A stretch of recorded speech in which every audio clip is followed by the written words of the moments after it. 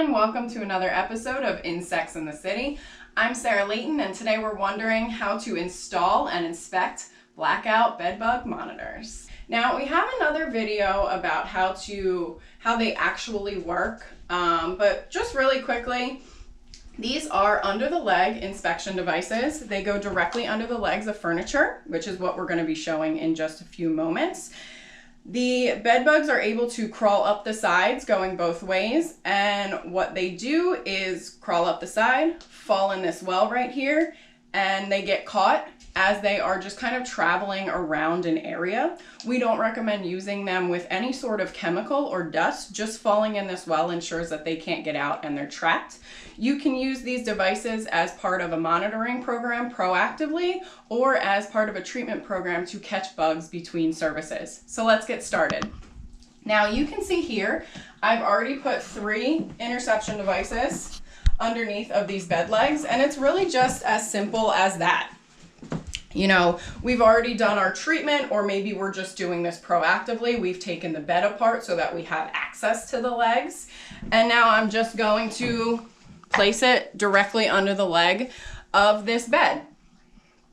If I didn't have a bed leg like this that it fits directly under, I can also go ahead and just place this right next to it.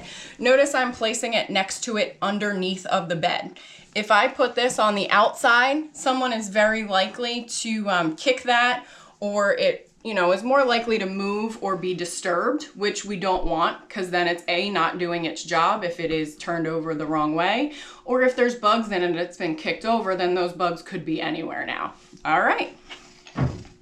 So I'm just gonna leave that like that. What we recommend with these blackout devices is that you check them periodically every 2 weeks. These devices are about 90% effective in catching low-level infestations within 2 weeks and 95% effective in catching all infestations within 2 weeks as well. So what we're gonna do is come back in 2 weeks and go over how to inspect the devices.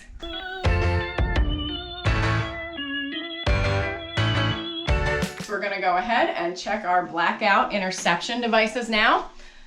I have my handy dandy high powered flashlight so that I can really check inside that well, and I'm also wearing gloves, you can see. Just in case, you never know what you're gonna find, you should always be wearing gloves when doing inspections and treatments. So first things first, I take the blackout out from underneath of the leg of the bed and I shine my flashlight right inside of that well.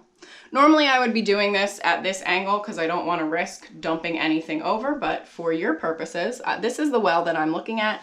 I'm using the flashlight so that I can get a really good view in there. You might catch nymphs a lot of times, and those bugs are a lot smaller and they're a lot lighter in color, which makes them a lot harder to see. So using a flashlight will really let you see everything that is going on inside of this. If we do have any bugs, they might actually be alive. There's no chemicals in here. There's nothing to kill them, and bugs can go for a lot longer than 2 weeks without a blood meal. That's okay. We're still taking them out of the infestation and they're not contributing to anything further.